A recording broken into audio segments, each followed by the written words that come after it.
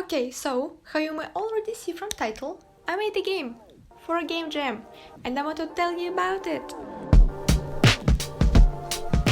So, I was trying to get a job, because for some reason I now qualify as an adult, and this life game is starting to become pretty pay to win, am I right, fellow old people? So, apparently, to get a job you need experience, and fortunately for me, my career choice as a game dev is letting me get my job experience without actually having a job, which is neat, and you all can envy me. But for that experience, I need my own projects, and that means that I need to make games. And as you can notice from my channel, I am not very efficient at that. So I decided to make my life harder by finding some deadlines. And what can be better for that than willingly condemning myself for a full month of stress and uncertainty with a game jam. So my mother found me this one dungeon crawler game jam, which was fairly unpopular in 2022 with only 41 games submitted, and I was like, yeah, nice, I can work with that, I totally can write in top 50 on my resume. So I began working.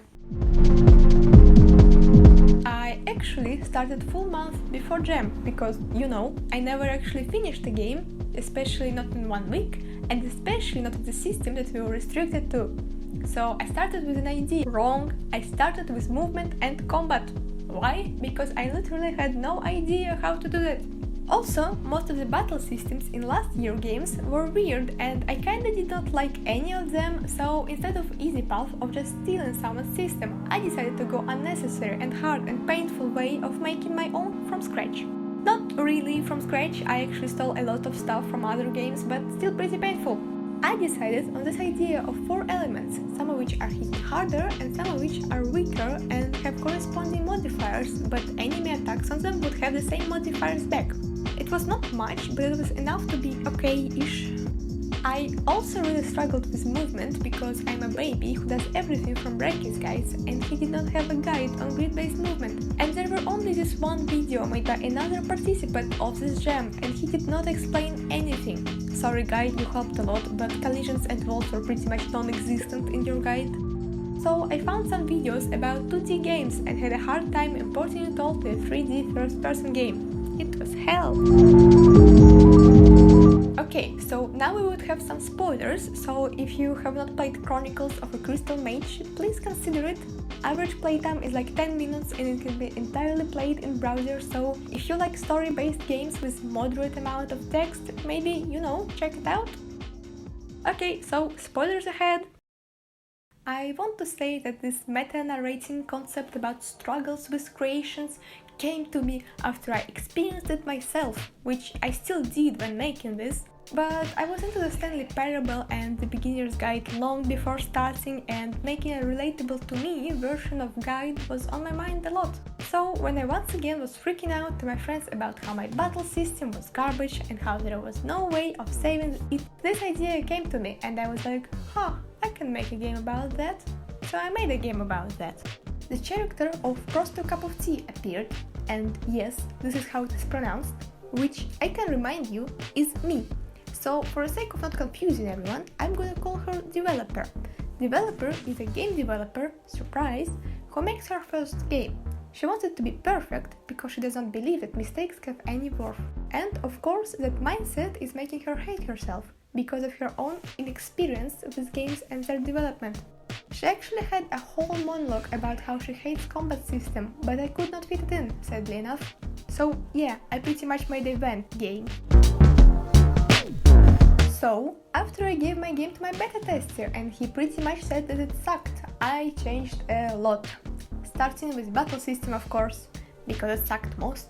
I already knew I had no time to add upgrades and usable items or add some AI to enemies so they can attack you using other elements, so I decided to just cheat the system and make it fun by adding minigame, you know, like Undertale. But bullet hell, rhythm game and step-based RPG mashup was too hard for me, so I added slider that moves.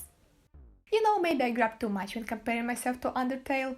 But be not afraid, there are more awkward comparisons to popular indie games to come. This is pretty much my whole thing at this point. And now it was more dynamic and also kinda hard, at least that's what reviews say.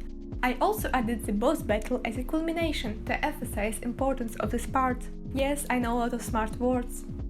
You totally can't die in like 2 out of 4 battle zones, which I find hilarious and totally not against the rules, at least as I know them. Also there are some enemies and I love every one of them, except this guy. Also did not mention it, but I actually wrote all music for it in Beatbox, which is really cool program for poor people like me. If you are asking, Cup, but why a theme after the idea? Haven't you already made like whole 3-act structure? Isn't it kinda stupid? And I will say, ignoring everything but first sentence. Well, this is because I made everything before official theme was announced, and I decided that if theme was something like pirates or space, I was just going to unalive myself. So I stressed out a lot before announcement, but actually theme fitted so much with my scenario that I literally changed nothing. Well, can't you see? This is duality. Duality between hating and loving your project. Get it? Please judges, get it. Also, like, every game has really pretentious title, but it's not me who can judge. And while we are talking about that, let's talk about community. Okay, so unexpectedly, there were over 200 submissions. Like, how am I going to get in top 50 now? Also, my joke about being in top 100 was totally ruined. And so many people. This is like, okay, this is really a lot.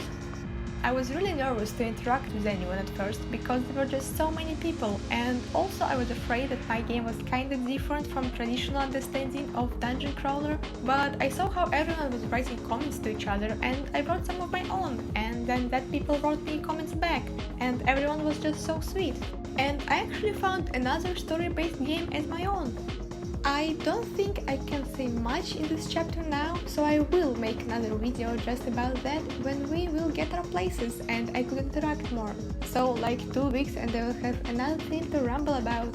For now, I just wanna say that the whole experience was actually a lot better than I was expecting. People are nice and playing everyone's games was like the best feeling and made stressing out for a month totally worth it. Also, I have a finished project now and I can put it on my LinkedIn or whatever. Also, now that you listened to me rambling about this game for a whole video, would you consider playing it? Maybe even write some thoughts about it in comments. Link in description. So yeah, game jams are fun. Subscribe.